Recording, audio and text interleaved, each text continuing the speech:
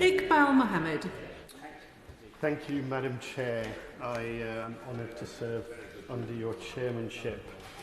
Before I begin with my prepared remarks, I just want to commend and pay tribute to my right honourable and honourable friends across the House for the oratory skills, the persuasion skills, the education and the entertainment.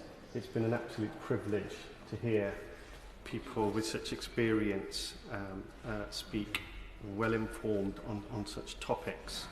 I also would like to highlight to my honourable friends across the House who are, like me, new members and are finding our feet and learning the ways of the world in this House.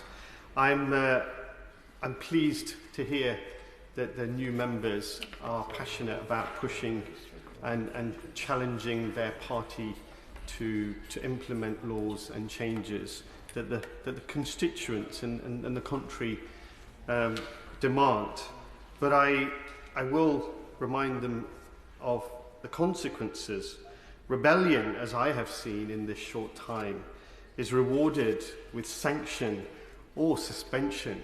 So it's better to get as much into this bill now as possible than to hope that you may ever get a chance to do that again. Hear, hear. Madam Chair, the House has been made aware, and I don't need to go into the details, that faith in political parties and institutions is at a low ebb, maybe the lowest in my lifetime. We've been told only 12% of the British public say they trust politicians. Trust politicians. Political parties are the least trusted of any UK public institution, and trust in Parliament is on the decline. Any measure which helps to rebuild that trust is to be supported, which is why I support the government's bill to remove hereditary peers. The anachronistic nature of hereditary peerage contributes not only to a sense of the House of Lords is out of touch, but all our political institutions are out of touch. It feeds a disconnect between the people and their systems of governance and reinforces a belief that politics is the preserve of another elite, the political elite that lives in its own bubble in Westminster.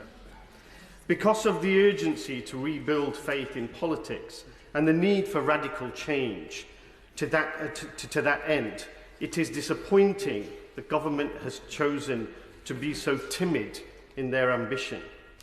I understand, and my fellow honourable members have said that they will try and push forward more changes, that they could introduce further changes down the road, maybe remove the over-80s from the Lords, or retire the 26 bishops who are automatically given a seat. The Lords themselves have raised the idea of removing those members who rarely, if ever, attend. But even these tame reforms appear to be too much for this government at this stage. We need much bolder action. I will give way. Phil Brickell. I'd like to thank the honourable member for giving way. Would he accept that this is the first immediate measure of modernisation of the other House, and that there are a number of other commitments that are enshrined in the manifesto of this government which will be seen to, in due course, through the course of this Parliament? Iqbal Mohamed. I thank the right honourable member for his intervention. I do agree that it is a positive step, but it is the smallest of the steps that could have been taken by this government. Absolutely. And the promise of jam tomorrow is, as we know in this place, just a promise and hardly ever materialises. We need much bolder action now. It's bad enough we are alone in Europe in having a fully unelected second chamber. It is frankly ridiculous with over 800 members it is so large. To put that into some perspective, the US Senate has 100 elected members who serve a 6-year term. A third of the membership is elected every 2 years. The Canadian Senate has 105 members and a mandatory retirement age of 75. And the French Senate has 348 elected members who serve 6-year terms, half of whom are up for election every 3 years.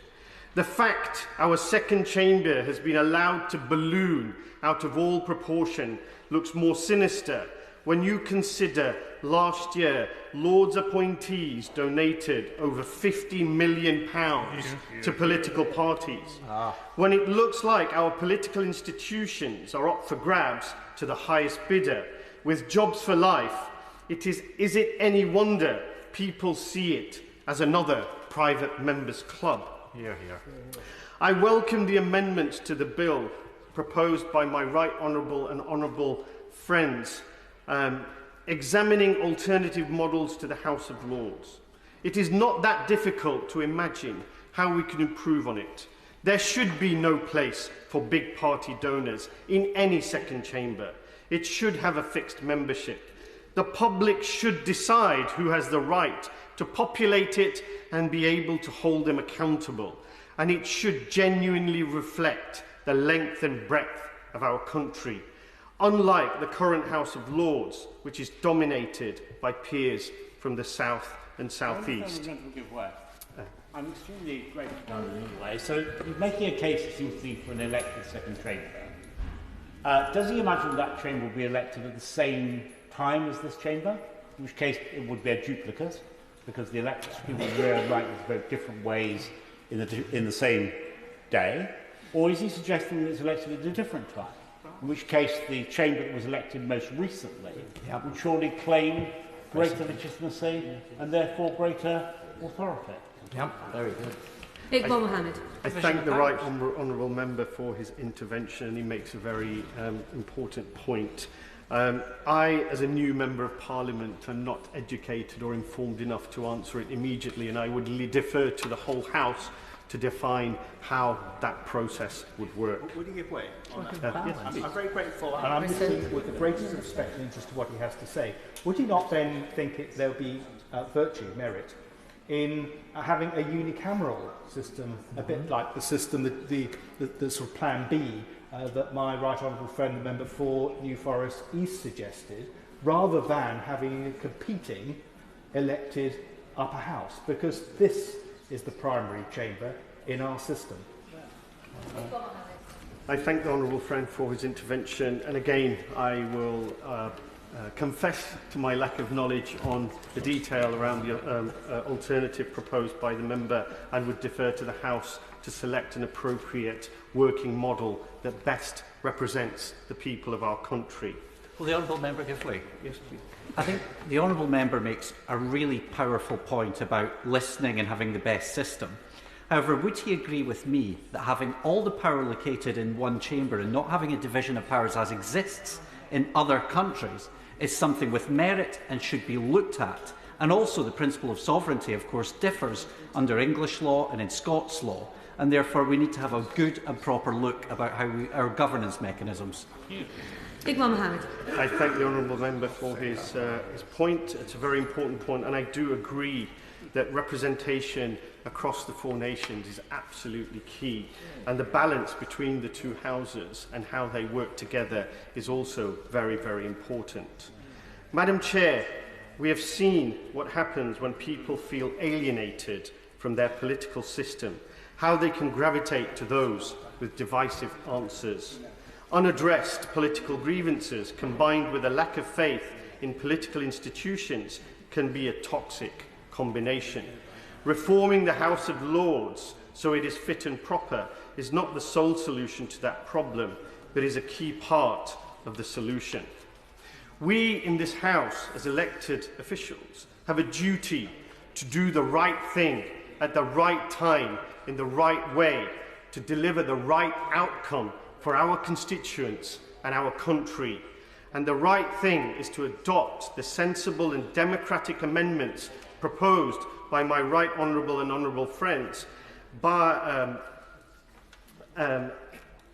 the right time to do that is now. Here.